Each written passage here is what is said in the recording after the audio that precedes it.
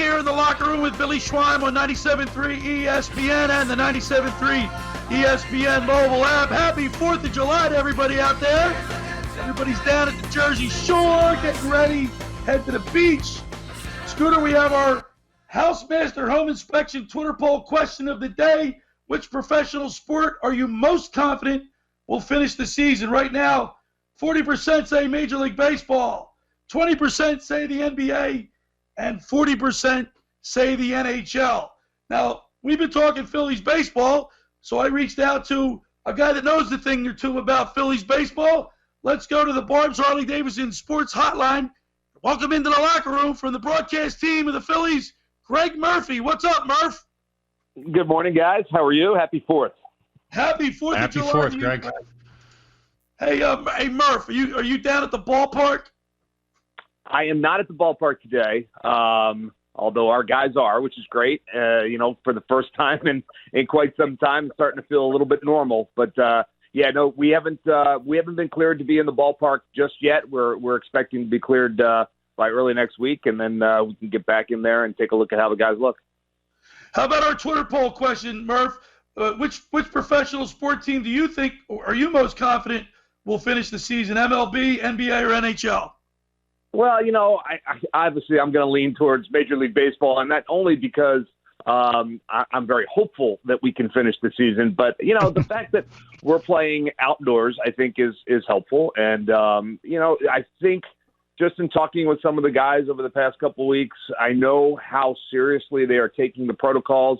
I had a conversation with Joe Girardi not too long ago, and he talked about how they were, going to make sure and take care of one another and make sure that everyone's doing what they need to do. And I'm sure that sentiment is the same across baseball. These guys want to play. They want to compete. They want to win. They just want to get back to feeling like ball players again. And I think all of us fans and folks that are connected to the game all feel that way. So, it's a difficult time, but it's a chance for Major League Baseball to kind of be finally a feel-good story to end this summer. And that's so I'm hopeful. I'm hopeful we'll get through to the end. Yeah, Murph, this transcends sports. I mean, if the American public can see that professional sports teams can get back to doing what they're doing and they're successful at being COVID-free, I think that provides inspiration. Yeah, I would agree with you. And I'd take it a step further. I think that if the American public can see professional athletes being careful and wearing masks and social distancing and doing everything they can to follow the protocols that have been put in place by some very, very smart people across the country, I think it will go a long way to kind of reassuring everyone that it's okay to be wearing a mask and to be doing the things the right way. For generation after generation, we've look up to athletes and people put them, in a little bit up on a pedestal. Well, if we're learning from them that, hey, it's okay to be wearing a mask when you're out and about, then I think that's going to go a long way. I think it's going to send a great message. We're talking with Gregg Murphy of the Philadelphia Phillies broadcast team. And Murph, Scott Kingery, Hector Neris, Tommy Hunter, and Ranger Suarez have all been put on that COVID injury list.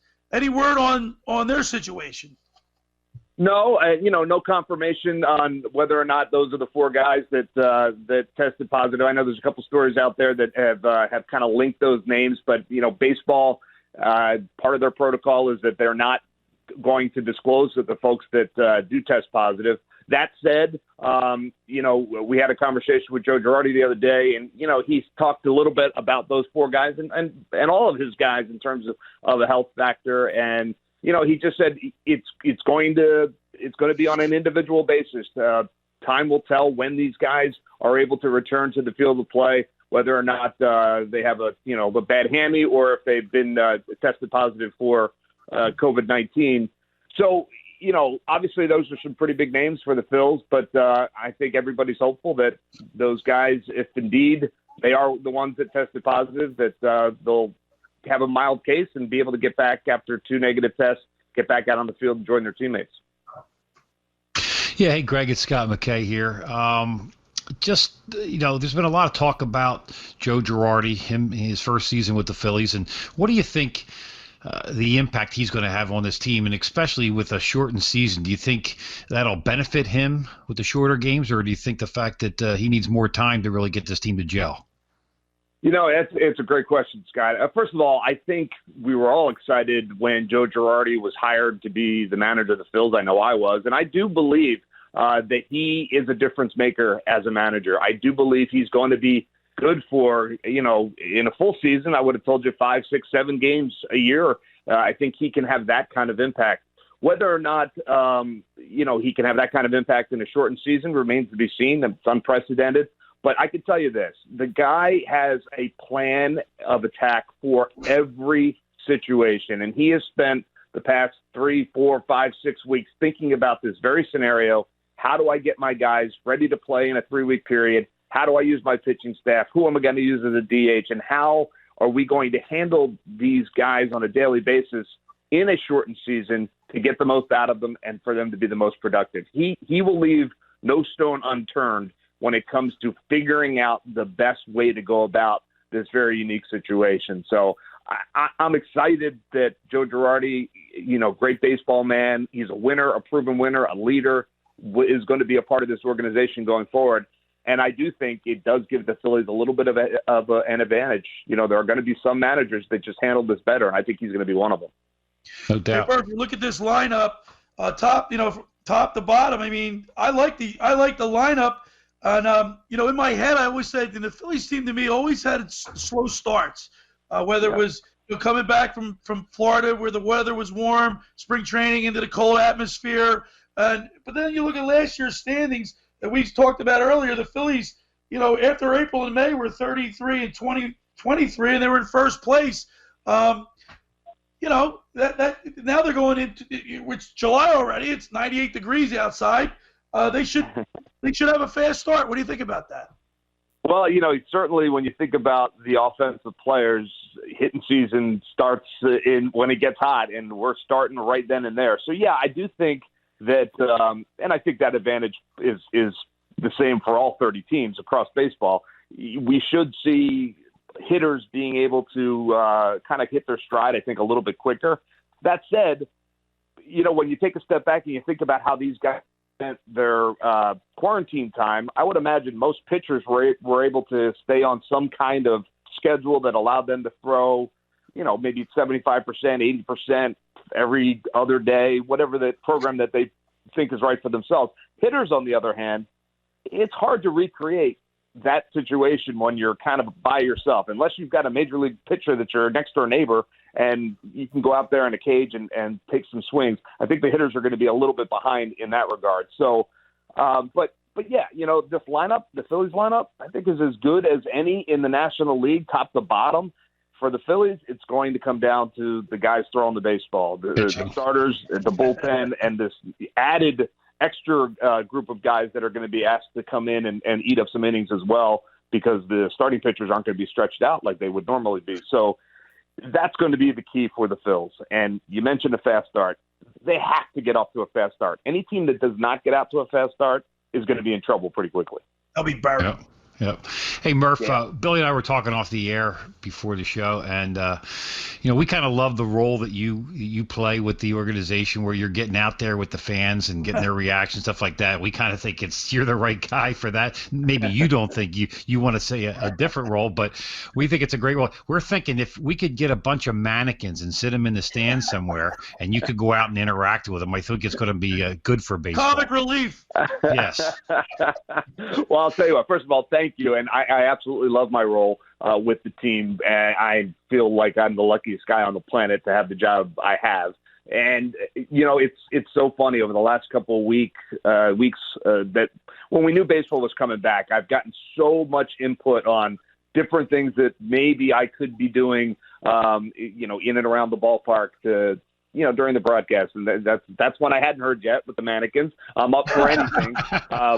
It's funny. We've been talking as a broadcast team, and we've been talking with our producers and our bosses about how we're all going to, it's going to be different for all of us this year. And we haven't really settled in on exactly how it's all going to work yet.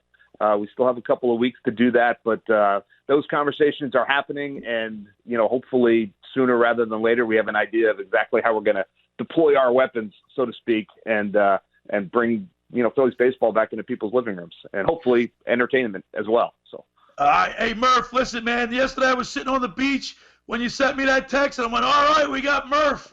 So I was very, very appreciative of that. And listen, Murph, we really appreciate you taking time on 4th of July to talk a little baseball with us. We look forward to the broadcast, and have a great rest of your weekend. Billy and Scott, always good to talk to you guys. Thank you very much. Happy 4th to you, and happy 4th to everybody out there. Enjoy your weekend, and we'll see you soon because baseball's coming back.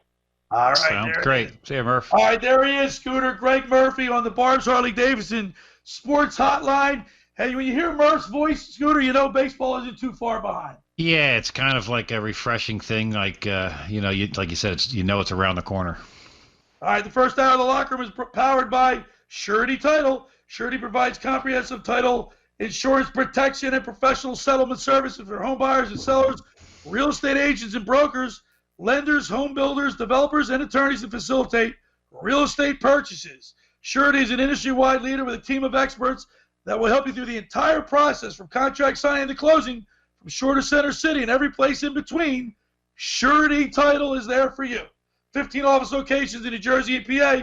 For more information, call Ron Conklin at 856-988-8900. Just about everybody in our area has heard about the Jersey Man and Philly Man magazine, run by ex-Philadelphia tight end Ken Dunnick.